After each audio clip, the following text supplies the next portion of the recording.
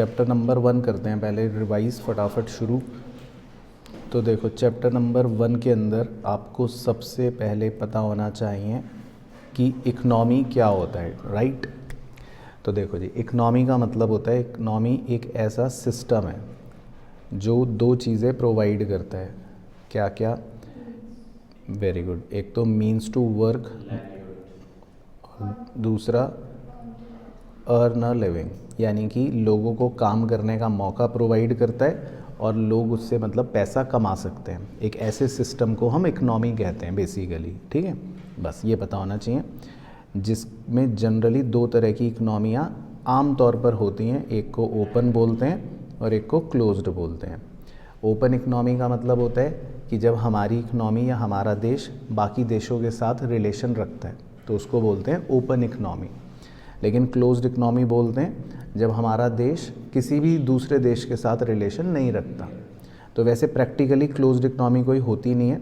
सारी दुनिया में आज के ज़माने में सारी ओपन इकनॉमीज़ होती हैं, क्योंकि इंडिया दूसरे देशों के साथ रिलेशन रखती है, दूसरे देश तीसरे देशों के साथ रिलेशन रखते हैं, तो सबके आपस में इकनॉमिक रिलेशन होते हैं। तो इसीलिए सारी इकनॉमी ओपन इकनॉमी होती हैं। लेकिन हाँ, कॉन्सेप्चुअली हमें पता होना चाहिए कि इकनॉमी मोटी मोटी कैसे डिवाइड होती हैं, तो वो हमें अच्छे से पता होना चाहिए। एक को बोलते हैं कैपिटलिस्ट इकनॉमी और एक को बोलते हैं सोशलिस्ट इकनॉमी। तो कैपिटलिस्ट के कोई भी 2-3 फीचर सुनाओ जल्दी से।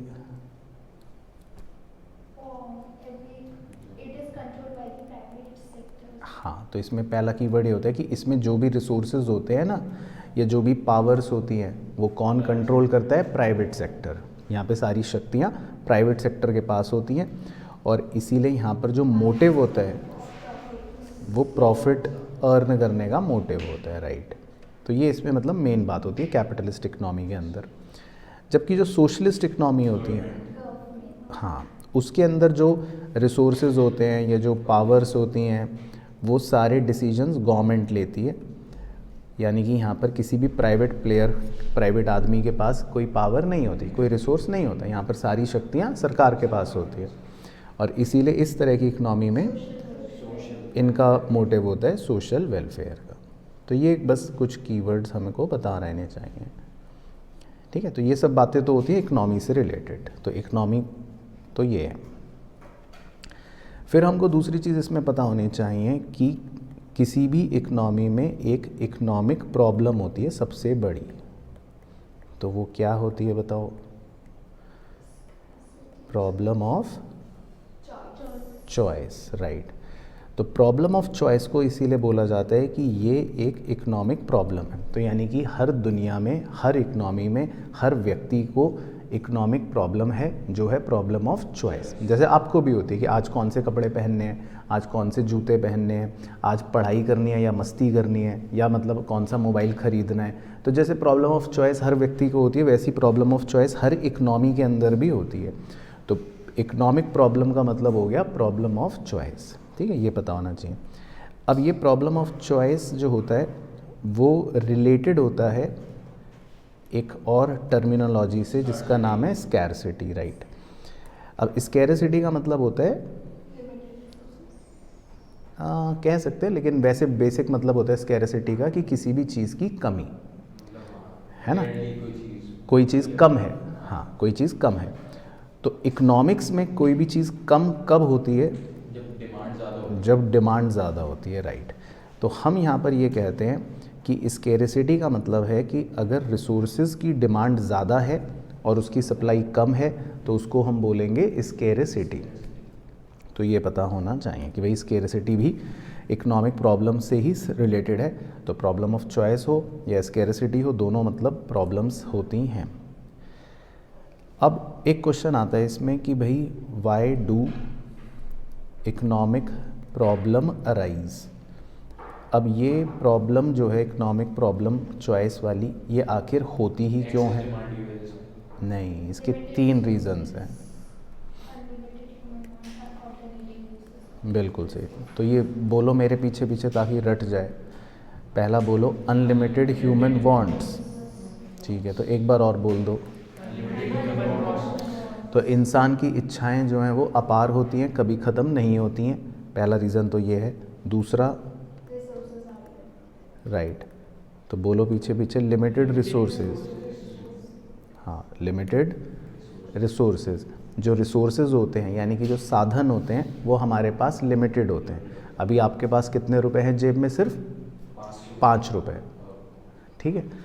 तो आप उस 5 रुपये से जो सपने देख रहे हैं बड़े बड़े, वो सारे पूरे नहीं हो सकते। तो यही बात यहाँ पर भी है, रिसोर्सेज लिमिटेड होते हैं लेकिन ह्यूमन वांट्स अनलिमिटेड होती हैं।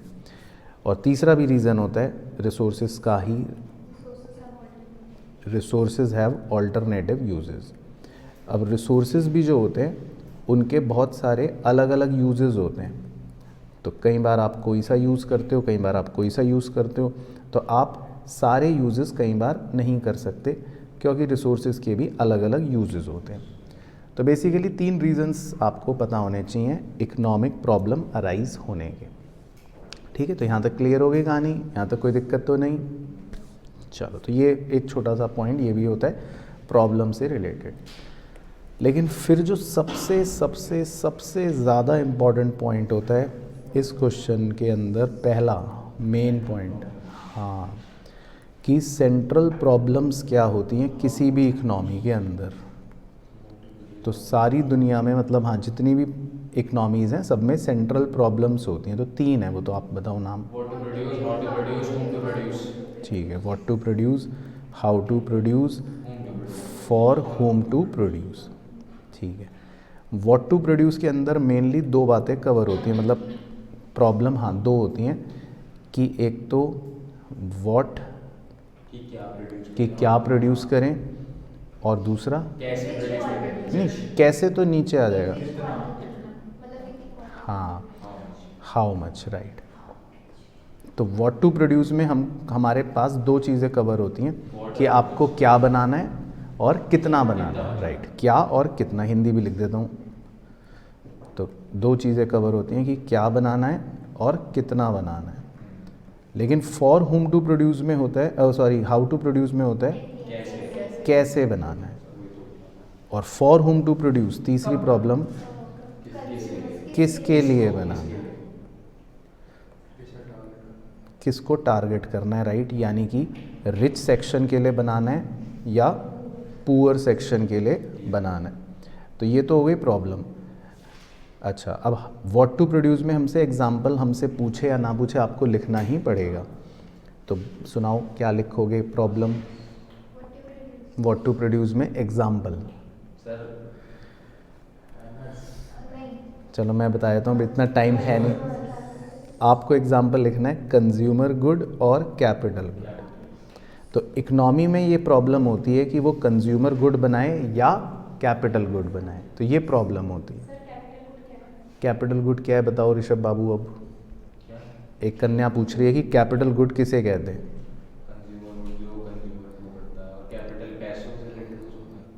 कंज्यूमर गुड कंज्यूम करते हैं, जैसे सुबह हम ब्रेड खरीदते हैं, नहीं, थोड़ा और बेहतर बनाते हैं। कैपिटल गुड होते हैं जो प्रोड्यूसर खरीदता है, जैसे मशीन्स खरीदता है बड़ी बड़ी। तो मुकेश अंबानी साहब, हाँ, मुकेश अंबानी साहब अगर मशीन खरीदेंगे तो उसको बोलेंगे कैपिटल गुड। लेकिन आप सुबह उठ के दूध खरीदते हो, ब्रेड खरीदते हो, वो होते हैं कंज्यूमर गुड, रिटेल वाले। हाँ, B2B हो चाहे B2C हो, हमको तो ये देखना है कि गुड क्या है। हाँ, हम तो E2E चल रहे हैं अभी, इकोनॉमिक्स टू इकोनॉमिक्स, ठीक है। अच्छा, अब दूसरी प्रॉब्लम है हाउ टू प्रोड्यूस। उसका एग्जांपल बताओ कि कैसे बनाएं। राइट, लेबर इंटेंसिव टेक्निक से या कैपिटल इंटेंसिव टेक्निक से। लेबर इंटेंसिव टेक्निक का मतलब होता है जिसमें आप मज़दूरों का ज़्यादा सहयोग लेते हो और मशीन का कम। कैपिटल इंटेंसिव टेक्निक में मशीन का ज़्यादा, मज़दूर का कम। आज ये पैसे ज़्यादा कर रहे हैं, तुम्हारा दिमाग पैसों पे ज़्यादा जा रहा है, पैसों का तो कोई बात ही नहीं हो रही अभी हम और किसके लिए बनाए का एग्जाम्पल में तो लिख ही लिया हमने, अमीर के लिए, रिच सेक्शन के लिए या पुअर सेक्शन, पैसे वालों के लिए या कम पैसे वालों के लिए, ठीक है। अच्छा, अब इन प्रॉब्लम्स के हमें ना एक छोटे से क्रक्स फॉर्म में या समरी फॉर्म में कुछ सॉल्यूशन भी लिखने होते हैं कि भाई अगर व्हाट टू प्रोड्यूस प्रॉब्लम है तो फिर आप फाइनली क्या बनाओगे, बताओ। हाँ, मतलब अब कंज्यूमर गुड बनाओगे, मतलब आप ब्रेड बनाओगे और 1 किलो या मशीन्स बनाओगे, अब ये दिक्कत है। तो क्या बनाओगे? जो नीड होगी इकोनॉमी की नहीं, तो नीड नहीं सर लिखना है, मशीन बनाएंगे ना ताकि ब्रेड इकोनॉमी ब्रेड बन जाए और लोग भूखे मर जाएं। बताओ शौर्य भाई, जिस चीज से मैक्सिमम शौर्य भाई का कुछ भी बनाओ। मैगी बना सकते हैं। जिस चीज से तो ये satisfaction, कीवर्ड लिख रहा हूँ, ये याद रखना, बोलो मेरे पीछे पीछे। मैक्सिमम सेटिस्फैक्शन जिन प्रोडक्ट से मिलेगा लोगों को, तो इकनॉमी वही प्रोडक्ट्स बनाती है। तो इकनॉमी ऐसे नहीं कि इकनॉमी सोच रही है चलो कुछ भी बना लो, इकनॉमी ये सोचती है कि जिन गुड से मैक्सिमम सेटिस्फैक्शन मिलेगा वो बनाना है, ठीक है। तो ये कीवर्ड याद रखना है। अच्छा, दूसरा है जी, अब मज़दूर से ज़्यादा काम करवाओगे आप, लेबर इंटेंसिव टेक्निक, या मशीन से ज़्यादा काम करोगे, सब डिपेंड करता है आप क्या बना रहे हो और वो तो हमने डिसाइड कर लिया कि मान लो ब्रेड और मशीन थोड़ा थोड़ा बना रहे हैं, लेकिन अब पॉइंट है कि कैसे बनाएं। लेबर बहुत ज़्यादा है तो लेबर जहाँ लेबर ज़्यादा है वहाँ पे लेबर, जहाँ मशीनें ज़्यादा हैं लेबर्स कम है तो और वहाँ पे अगर मशीन यूज़ करें वहाँ मशीन यूज़ करेंगे। तो ये उत्तर फिर भी थोड़ा लॉजिकल है, लेकिन मैं इसका भी कीवर्ड बता देता हूँ। राइट, बिल्कुल, इसका कीवर्ड ये होता है कि आपको वो टेक्निक यूज़ करनी है जिसमें खर्चा सबसे कम आएगा। तो अगर प्रोड्यूसर को खर्चा कम आता है लेबर से तो लेबर से बनवाएगा, और अगर उसको खर्चा कम आता है मशीन से तो मशीन से बनवाएगा। तो ये बात आपको याद रखनी है। फिर तीसरी प्रॉब्लम का भी बताओ कि भाई आप अमीर सेक्शन के लिए बनाओगे गुड्स या गरीब के लिए बनाओगे।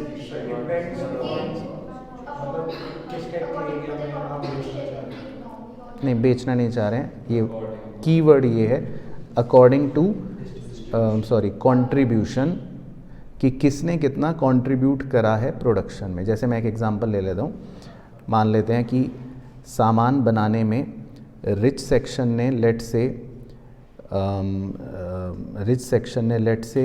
80% कंट्रीब्यूट करा और पुअर सेक्शन ने सिर्फ 20% कंट्रीब्यूट करा, मान लो फॉर एग्जांपल। तो जब सामान बनाया जाएगा, हाँ, तो जब सामान बनाया जाएगा तो 4 डब्बे रिच को मिलेंगे और 1 डब्बा गरीब को मिलेगा, क्योंकि प्रोडक्शन में कंट्रीब्यूशन रिच ने कितना करा था, 80%, ज़्यादा करा था, पुअर ने 20%। तो इसीलिए डिस्ट्रीब्यूशन भी उनके कंट्रीब्यूशन के हिसाब से ही होता है। अब एक हॉट क्वेश्चन पूछ लेते हैं 1 नंबर में कि भैया फॉर हुम टू प्रोड्यूस प्रॉब्लम को घर में मम्मी प्यार से क्या बुलाती हैं। ये ऐसा बताया था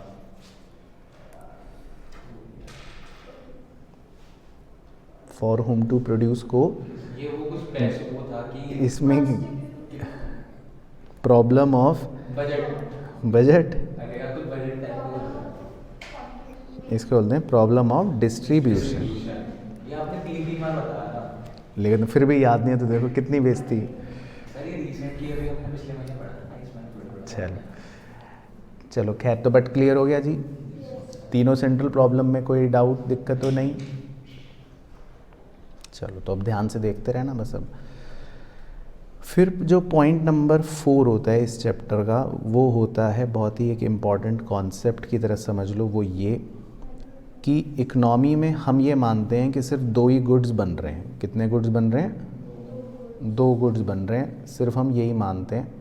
तो मान लो 2 गुड्स जो बन रहे हैं वो बन रहा है वीट और राइस, ठीक है, हम यही मानते हैं। तो मान लो मैं 1 वीट बना रहा हूँ, मतलब यूनिट ऐसी लिख रहा हूँ मनगढ़ंत, और 15 राइस बना रहा हूँ, ठीक है। अब मैंने सोचा भाई वीट का प्रोडक्शन बढ़ाना है, मुझे 2 करना है, तो वीट का प्रोडक्शन बढ़ाने के लिए आपको राइस का प्रोडक्शन क्या करना पड़ेगा? घटाना पड़ेगा, कम करना पड़ेगा। तो राइस का प्रोडक्शन अब मान ले कर लेते हैं 14 हो गया। फिर आपने सोचा वीट का प्रोडक्शन और बढ़ाना है 3, तो राइस का प्रोडक्शन आपको और कम करना पड़ेगा 12। फिर आपने सोचा वीट और बढ़ा लेते हैं 4, तो आपको राइस का प्रोडक्शन और कम करना पड़ेगा 9। फिर आपने सोचा वीट का प्रोडक्शन और बढ़ा लेते हैं 5, तो राइस का प्रोडक्शन और कम करना पड़ेगा, मान लेते हैं कितना 5। अब इसमें ये गौर करिए कि राइस में जो गिरावट आ रही है 15 से पहले 14 हुआ, कितनी गिरावट आई 1। फिर 14 से 12 कितनी गिरावट आई 12 से 9 और 9 से 5। Very good. तो इन फिगर्स को कहते हैं जी MOC, right, marginal opportunity cost, या MRT भी कह सकते हो, marginal rate of transformation.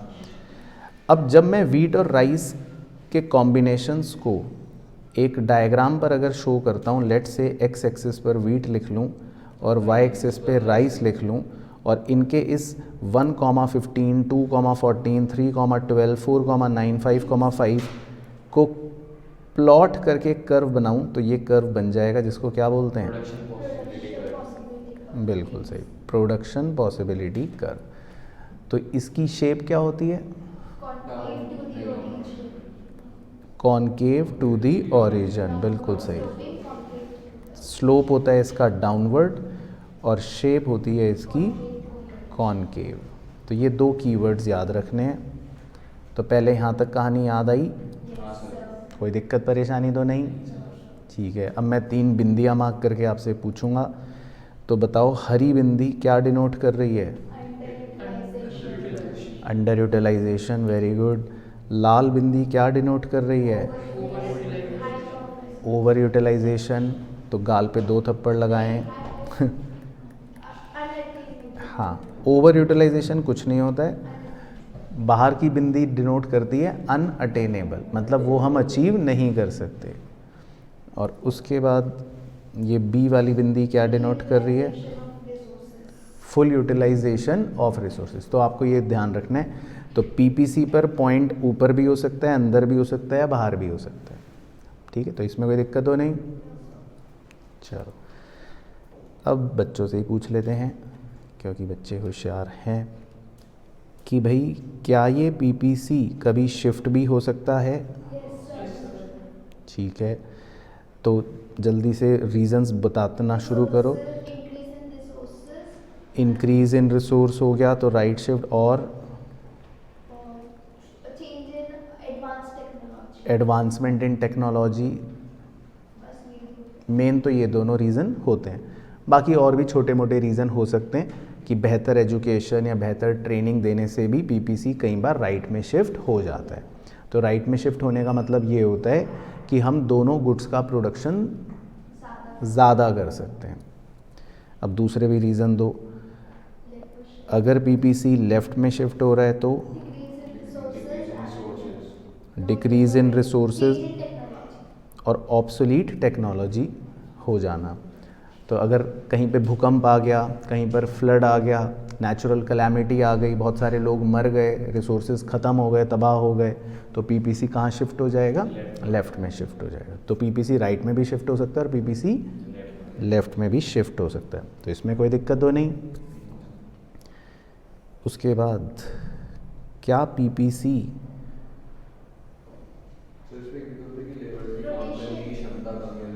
Labour की क्षमता अगर कम ज़्यादा हो गई तो भी पीपीसी शिफ्ट हो जाएगा, वही बिल्कुल। अब क्या पीपीसी रोटेट कर सकता है, बंद कर दो दोस्त गेट, ठीक है, कर सकता है। तो अब मैं डायग्राम बनाऊंगा, आप रीज़न बताओगे कि पीपीसी खाली एक्स एक्सिस पर आगे ज़्यादा बढ़ गया लेकिन वाई पर नहीं बढ़ा, तो ऐसा कब होगा? सर ये तब होगा जब आप खाली x ज़्यादा प्रोड्यूस करोगे, y रिमेन कांस्टेंट रहता है, तो आपका x प्रोडक्शन जो है वो इंक्रीज हो जाएगा, y कांस्टेंट। ठीक है, तो पहले सबको ये इंटरप्रिटेशन नज़र आ रही है, आपकी प्रोडक्शन किसकी इंक्रीज़ हुई, x की, लेकिन y की प्रोडक्शन इंक्रीज़ नहीं हुई। तो ऐसा तब होता है, जनरली मैं उसका रीज़न लिख रहा हूँ, बस आप याद रखना, जब x गुड की टेक्नोलॉजी एडवांस हो जाती है, राइट। तो जब x गुड की टेक्नोलॉजी एडवांस हो जाएगी तो x का प्रोडक्शन बढ़ जाएगा लेकिन y का नहीं बढ़ेगा। ठीक है शौर्य भाई, समझ गए?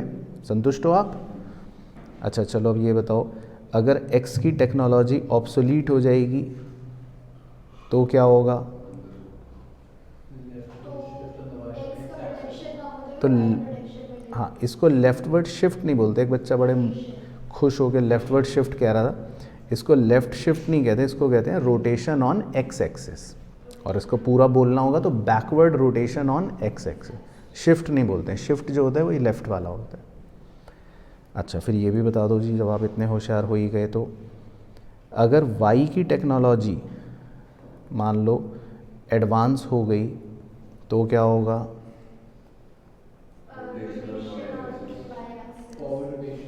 Upward rotation on Y axis. तो फिर वाई में प्रोडक्शन बढ़ जाएगी लेकिन एक्स में सेम रहेगी, ठीक है। और अगर वाई की टेक्नोलॉजी ख़राब हो गई तो downward rotation on Y axis, ठीक है। अच्छा अगर वाई की मान लो ख़राब हो गई टेक्नोलॉजी और उसी समय एक्स की टेक्नोलॉजी अच्छी हो गई तो क्या होगा? तो एक्स पे वो आगे को चला जाएगा, एक्स पे आगे को चला जाएगा और वाई पर इंटरसेक्ट करेगा। बिल्कुल सही। तो फिर नया पीपीसी इस तरह से इंटरसेक्ट करता हुआ बन जाएगा। तो मतलब अब आप समझ गए हर तरह की कहानी, तो कुछ भी हो सकता है। तो इस तरह की कहानी को बेसिकली कहते हैं रोटेशन। बहुत बढ़िया। और उसके बाद एक और छोटा सा पॉइंट है, इस कॉन्सेप्ट को कहते हैं जी अपॉर्चुनिटी कॉस्ट। तो इसका मतलब सिंपल होता है, मतलब पहले मैं पूरी डेफिनेशन लिख देता हूँ, cost of next best alternative foregone. बाकी इसका हिंदी में मतलब ये है कि आपने मान लो मैं अपने एग्जांपल ले लेता हूँ, मैंने पहले 1 लाख रुपए की नौकरी करता था, फिर मैं उस नौकरी को छोड़कर मैंने अपना बिजनेस करा। तो बिजनेस करने के लिए मैंने क्या छोड़ा? 1 लाख रुपए की नौकरी। तो इसको कहेंगे अपॉर्चुनिटी कॉस्ट। ये तो होता है सिंपल मतलब कि आप कुछ भी अगर सेलेक्ट कर रहे हो, कुछ भी चीज़ कर रहे हो, तो उसको करने के लिए जो चीज़ आप छोड़ते हो तो उसकी कॉस्ट को अपॉर्चुनिटी कॉस्ट कहते हैं। अब इसका एक एग्जांपल दे रहा हूँ जो आपको याद रखना, वो लिखवाया भी है वैसे, कि मान लेते हैं एक फार्मर है, उसके पास एक ज़मीन है जिस पर वो वीट उगाकर बेच सकता है 10,000 रुपये में, वो राइस उगाकर बेच सकता है 11,000 रुपये में मान लो, और ज्वार उगाकर बेच सकता है 9,000 रुपये में। तो वो क्या उगाएगा? राइस बेचेगा और वीट हमारा अपॉर्चुनिटी कॉस्ट। बिल्कुल सही। तो वो राइस बेचेगा क्योंकि उसमें सबसे ज़्यादा पैसे उसको मिल रहे हैं, और राइस बेचने के लिए उसने 2 चीज़ें छोड़ दी, एक तो वीट बेस्ट वाला वीट और ज्वार। Very good. और उसमें से बेस्ट वाला वीट है, तो इसको बोलेंगे अपॉर्चुनिटी कॉस्ट। तो उसकी अपॉर्चुनिटी कॉस्ट है 10,000 रुपये। तो बेसिकली कुछ भी करने के लिए अगर आप कुछ छोड़ रहे हो तो जो छोड़ रहे हो उसकी कॉस्ट को बोलेंगे अपॉर्चुनिटी कॉस्ट, ठीक है। और एक लास्ट पता होना चाहिए, पॉजिटिव इकोनॉमिक्स और नॉर्मेटिव इकोनॉमिक्स या स्टेटमेंट्स, मतलब कुछ भी कह सकते हैं इकोनॉमिक्स के अंदर। तो आप गधे हो, बताओ ये कैसा स्टेटमेंट है? नॉर्मेटिव। आप बेवकूफ़ हो, नॉर्मेटिव। आप माता पिता की आंखों में धूल झोंकते हो, नॉर्मेटिव। आप माता पिता का पागल बनाते हो, आप माता पिता के धन को नष्ट कर रहे हो, नॉर्मेटिव। तो आपके सारे ही आंसर गलत हैं क्योंकि ये सारे स्टेटमेंट पॉजिटिव होते हैं। तो पॉजिटिव का मतलब होता है कि जिसमें हम फैक्ट्स बताते हैं। हाँ, नॉर्मेटिव होता है जिसमें हम सजेशंस की बात करते हैं, यानी कि जिसमें मैं ये बताता हूँ क्या होना चाहिए। अब नॉर्मेटिव सुनना ध्यान से, आपको बेवकूफ़ नहीं होना चाहिए, आपको माता पिता का ध्यान रखना चाहिए, आपको माता पिता को पागल नहीं बनाना चाहिए, आपको माता पिता का धन नष्ट नहीं करना चाहिए, आपको माता पिता की आंखों में धूल नहीं झोंकना चाहिए। ये सब क्या है? नॉर्मेटिव। तो बेसिकली पॉजिटिव वो होते हैं जिनको मतलब जो फैक्ट्स बताते हैं या जिनको आप ट्रू या फॉल्स के रूप में मतलब चेक कर सकते हो। जैसे मैंने कहा कि भाई mercury is the largest planet, है ना, तो आपने तुरंत सबने एक सुर में कह दिया फॉल्स। तो ये पॉजिटिव स्टेटमेंट है। मरकरी को बड़ा होना चाहिए था। लेकिन अगर मैं कह रहा हूँ burger is better than pizza, false, मतलब ऐसे वो डिपेंड करता है। तो अब इसको कोई ये नहीं यूनिवर्सल ट्रूथ की तरह नहीं फॉल्स ट्रू कह सकता, क्योंकि इट इज़ ओपिनियन। तो नॉर्मेटिव स्टेटमेंट्स जो होते हैं वो हमेशा ओपिनियंस देते हैं, हमेशा जजमेंटल होते हैं, वो आपको सजेशंस देते हैं। लेकिन पॉजिटिव इकोनॉमिक्स में कोई सजेशन वजेशन कोई ओपिनियन कुछ नहीं, वो सिंपल फैक्ट की बात करते हैं। तो ये फ़र्क होता है। हाँ, नॉर्मेटिव वेरीफाई भी नहीं कर सकते, जैसे बर्गर पिज़्ज़ा से बेहतर है तो आप इस बात को वेरीफाई नहीं कर सकते। तो क्लियर हो गया भाइयों बहनों, कोई दिक्कत तकलीफ तो नहीं। चलो तो इसको क्लोज कर रहे हैं।